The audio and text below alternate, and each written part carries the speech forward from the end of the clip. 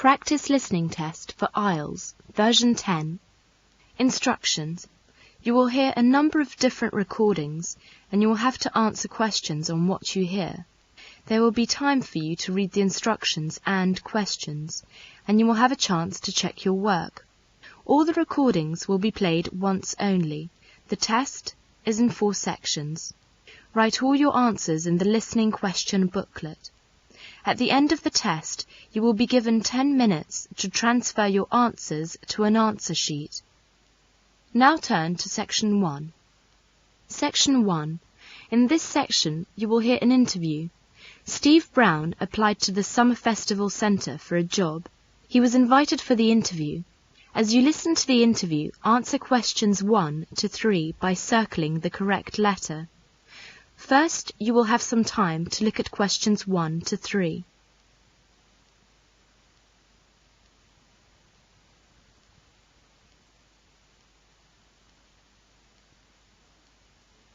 Now listen to the interview and answer questions 1 to 3. Hello, Mr. Brown. Your first name is Steve, isn't it?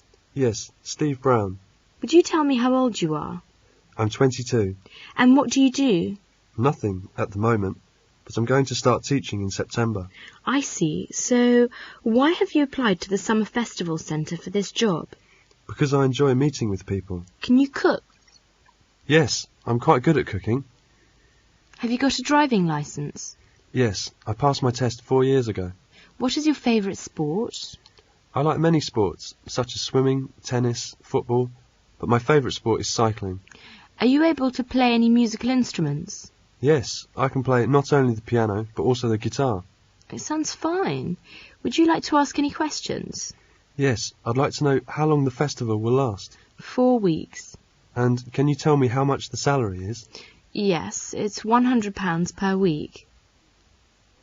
Steve was employed by the Summer Festival Centre and earned some money. As he likes cycling very much, he wants to buy a bicycle. Now he is ordering from a mail order catalogue. As you listen, fill in the gaps numbered 4 to 7. First, you will have some time to look at questions 4 to 7.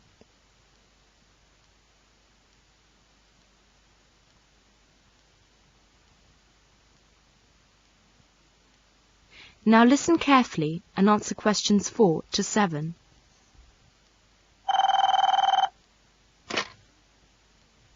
Three 8564. City Mail Order Company. Can I help you? Yes, I'd like to order a bicycle I've seen in your catalogue with a 22-inch frame. Bicycle? Well, we have 3 different models. Could you quote the reference number, please? I'll just have a look. Here it is, number AD 58402. Right, I'll just key that in.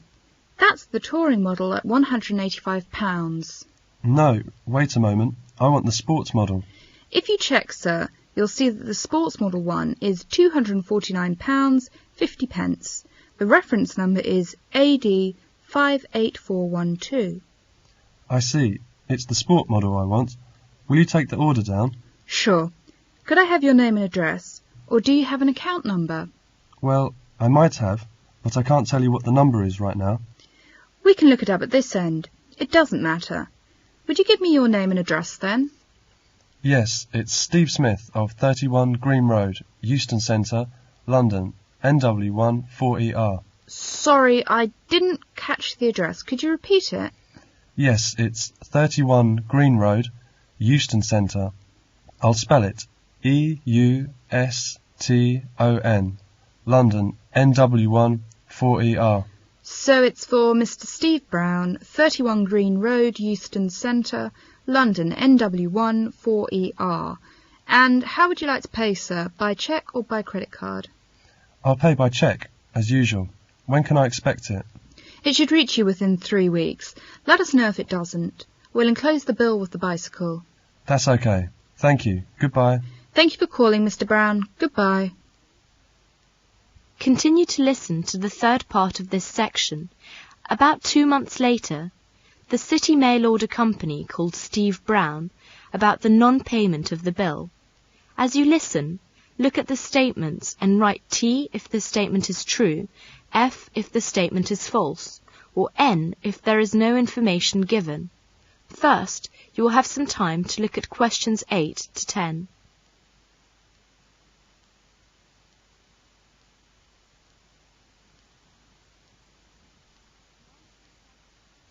Now listen carefully and answer questions 8 to 10. City Mail Order Company. May I speak to Mr. Brown? Yes, speaking. Good afternoon, Mr. Brown. I'm sorry to disturb you. We don't usually phone customers about overdue payments, but we have, in fact, written to you twice. Written to me twice? What on earth about? It's about the bicycle we sent to you. You did get it all right, didn't you? Oh yes, I did. I got the bicycle, and I think I've paid for it too. Sorry, Mr. Brown, we haven't received a cheque from you. That's why I'm calling. No, I didn't pay by cheque. I asked my bank to make a transfer. Well, there may have been a slip at our end, but according to our records, nothing's come in. Could I ask you to check with your bank and let me know exactly when the remittance was made? You know, date, which bank, how it was transferred and so on. I'm sure we'll be able to trace it then. OK, I'll do that. Yes, I think I've got your bill somewhere. We could send you a duplicate if you like. Oh yes, would you do that? Then I'll look into it right away. I'm sure you can sort it out. Right. Then we'll get a notification from you. From me or my bank? I'll see to it. Goodbye then. Thanks, Mr. Brown. Goodbye. That is the end of section 1. Now you will have half a minute to check your answers.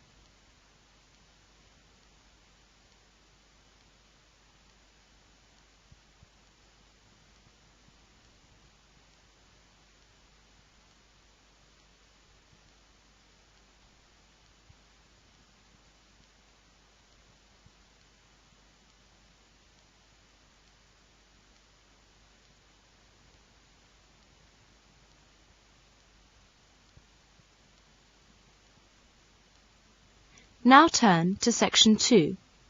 Section 2. The Student Union is having a meeting to discuss how to help the community. As you listen, complete the summary by writing no more than 2 words on each line. First, you will have some time to look at questions 11 to 14.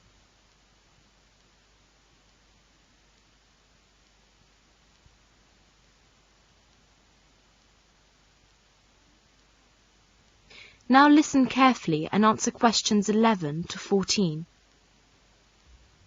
May I have your attention, please? We're going to start the meeting now. I'm very pleased to see so many people here. You obviously all know that the purpose of this meeting is to discuss how to help the community. Next month, the National Union of Students are running a National Community Week.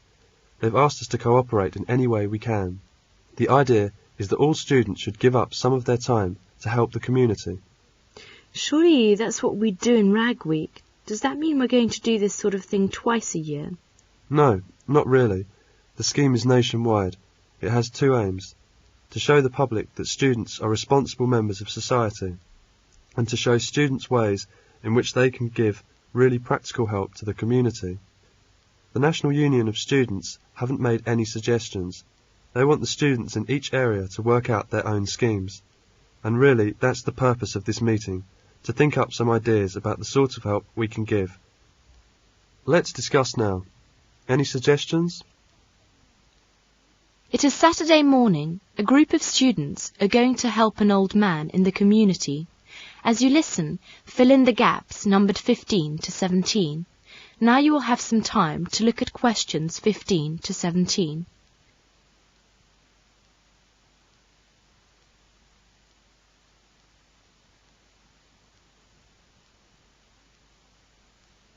Now listen carefully and answer questions 15 to 17. Where is Milkman Street? Is it far? No, I don't think so. It's somewhere near. Oh, look there. It's just around the corner. What's the number again? Number 8. Mr. Tyler, 8 Milkman Street. Careful with those tins of paint. I'll knock.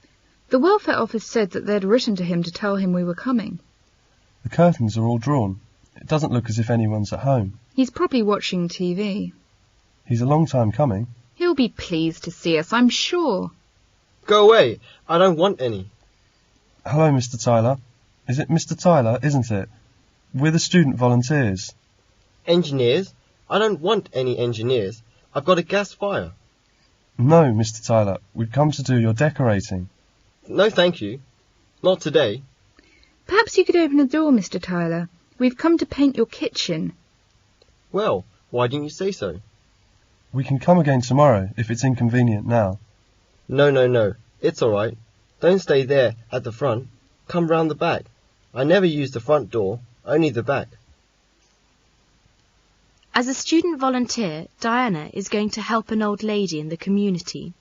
As you listen, indicate whether the statements are accurate or not by writing A for an accurate statement, I for an inaccurate statement, or question mark if there is insufficient information. Now look at questions 18 to 20.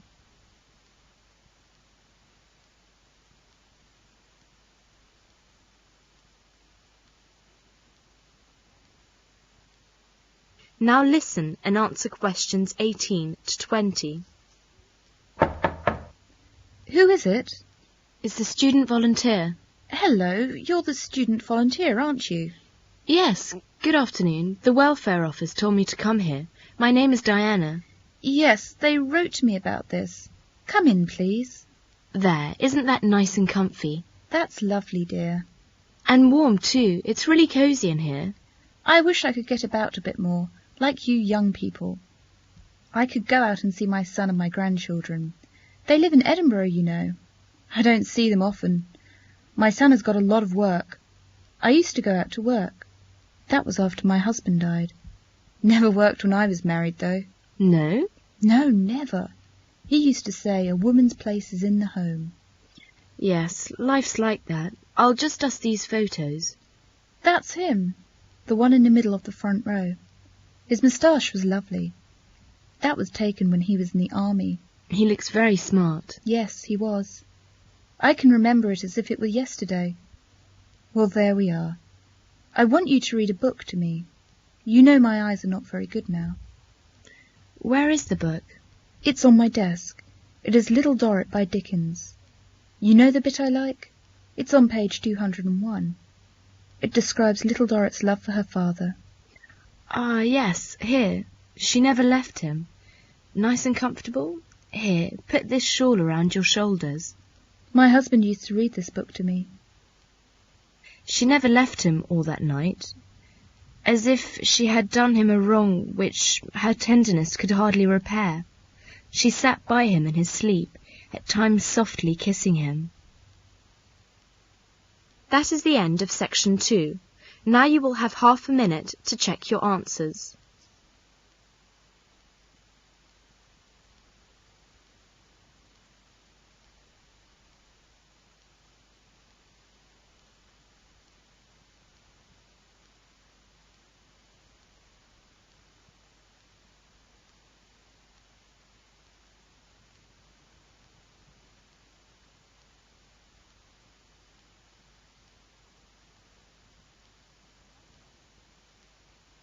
Now turn to section 3. Section 3. In this section, you will hear 2 short talks about animals. Mark is going to talk about the koala. As you listen, complete the notes with the information you need. Now look at questions 21 to 29.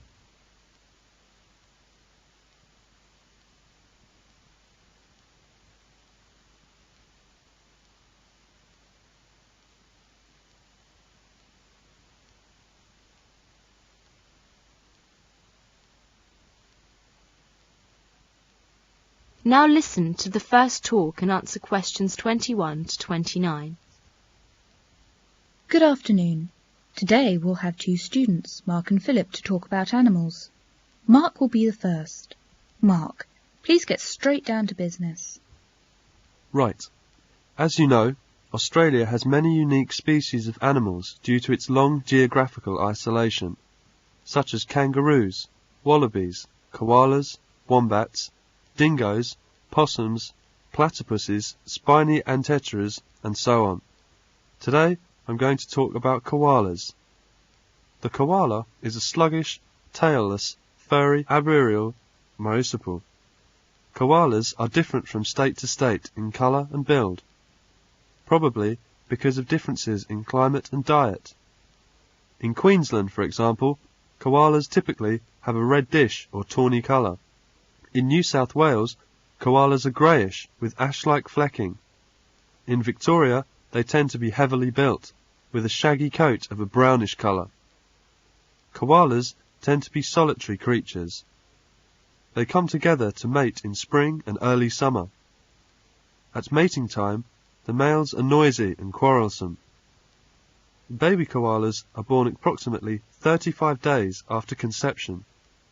Although furless and weighing only half of a gram, the baby koala climbs into the mother's pouch unaided. 6 months later, it leaves the pouch. By now, the baby koala is fully furred, and the mother carries it on her back or cuddles it to her chest for another 6 months. Normally, koalas have single babies, and twins are rare. Koalas become mature completely after 4 years, although the female is sexually mature at about 2 years. Koalas only eat gum leaves and drink no water. The Aboriginal word koala means no water. But of the 500 eucalyptus species, koalas eat only about 13. The koala's digestive system enables it to survive on a diet of gum leaves, which consist largely of fibre, which have a very low protein content. An adult koala eats around 1 kilo of leaves a day. In the wild, it is thought that the koala lives for about 10 years, although koalas in zoos may live for 20 years. The fully grown female koala measures about 60 centimetres. Males are bigger, measuring about 80 centimetres and weighing 13.5 kilograms. The koala has 2 thumbs on each forepaw, opposed to 3 fingers. In climbing, it grips mainly with these, and uses its rear paws for a toe hold in a swift jumping action. It seems that koala may not always have looked as they do today. A recent discovered fossil jawbone indicates an animal almost twice the size of today's typical koala. Also, it may have kept to the ground and even knocked over small trees. Thank you, Mark. It's an interesting talk. Koala is my favourite animal. It's lovely and cute. Philip, now it's your turn. Philip is going to give a talk about giraffe. As you listen, fill in the gaps numbered 30 to 34. First, you will have some time to look at questions 30 to 34.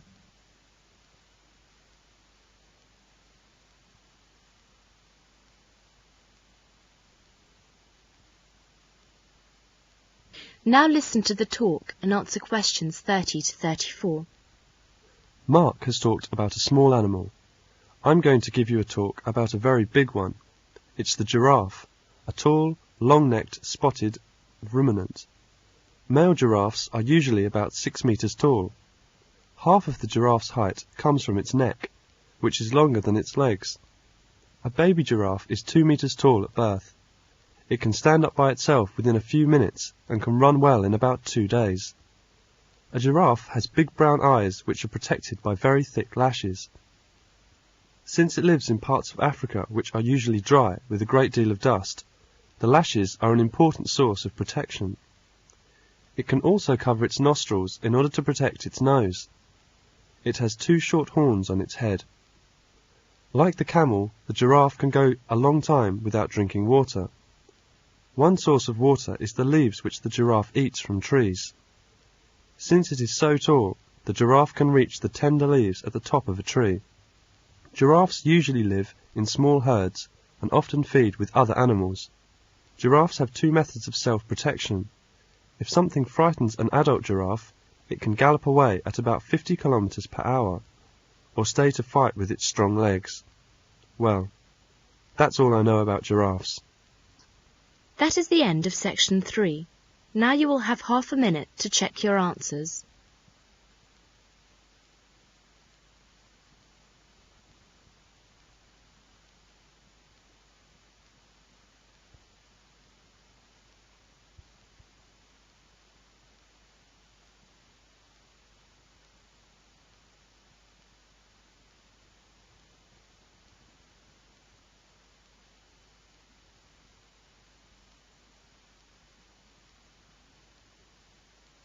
Now turn to Section 4. Section 4. In this section, you will hear a conversation about paper and its use. As you listen to the conversation, answer questions 35 to 42 by writing no more than 3 words for each answer. First, you will have some time to look at questions 35 to 42.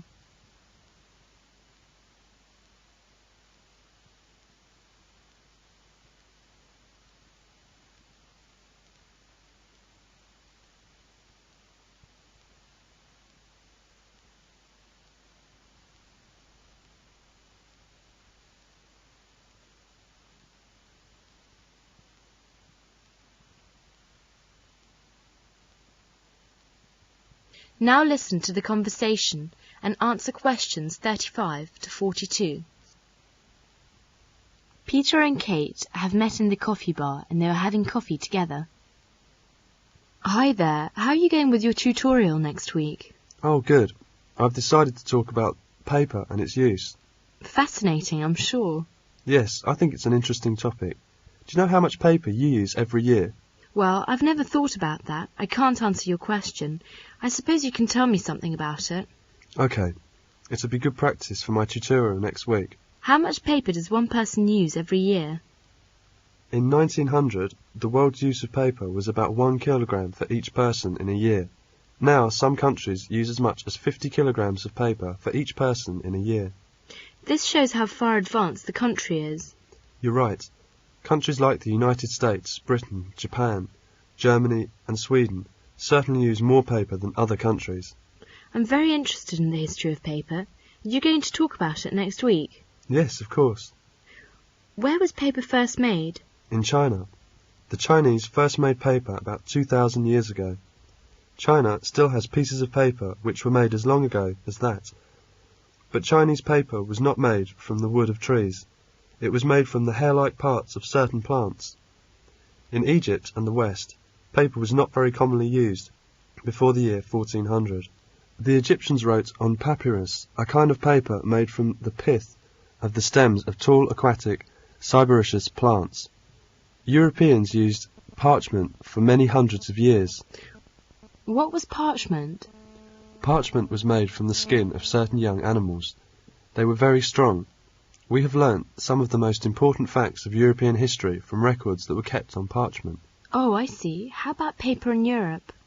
Well, paper was not made in southern Europe until about the year 1100. Scandinavia, which now makes a great deal of the world's paper, but didn't begin to make it until 1500. It was a German named Schraffler who found out that the best paper could be made from trees. After that, Canada, Sweden, Norway, Finland and the United States became the most important in paper making. They are forest countries. Today, Finland makes the best paper in the world, and the paper industry of the country is the biggest in the world. New paper making machines are very big, and they make paper very fast. The biggest machines can make a piece of paper 300 meters long and 6 meters wide in 1 minute. Oh my goodness, that's amusing. What are the uses of paper? Paper is used for newspapers, books, writing paper, envelopes, wrapping paper, paper bags. Yes, only half of the paper that is made is used for books and newspapers. Have you got an idea about other uses of paper? No, I'm afraid not. There are many other uses. Paper is very good for keeping you warm. Houses are often insulated with paper. You have perhaps seen homeless people asleep on a large number of newspapers. Yes, I have. So they're insulating themselves against the cold. You are right. In Finland, it is very cold in winter. It is sometimes 40 degrees below 0 centigrade. The farmers wear paper boots in the snow. Nothing could be warmer. Oh, that's unbelievable. Now more and more things are made of paper. We have had paper plates, cups and dishes for a long time. But now we hear that chairs, tables and even beds can be made of paper. With paper boots and shoes, you can wear paper hats, paper dresses and paper raincoats. When you have used them once, you throw them away and buy new ones. You know, the latest in paper seems to be paper houses. These are not small houses for children to play in, but real, big houses for people to live in. You can put one up yourself in a few hours, and you can use it for about 5 years. Fascinating. People have made paper boats, but they have not yet made paper planes or cars. Just wait, they probably will. Well, I'm sure your tutorial will go really well. That is the end of section 4. Now you will have half a minute to check your answers.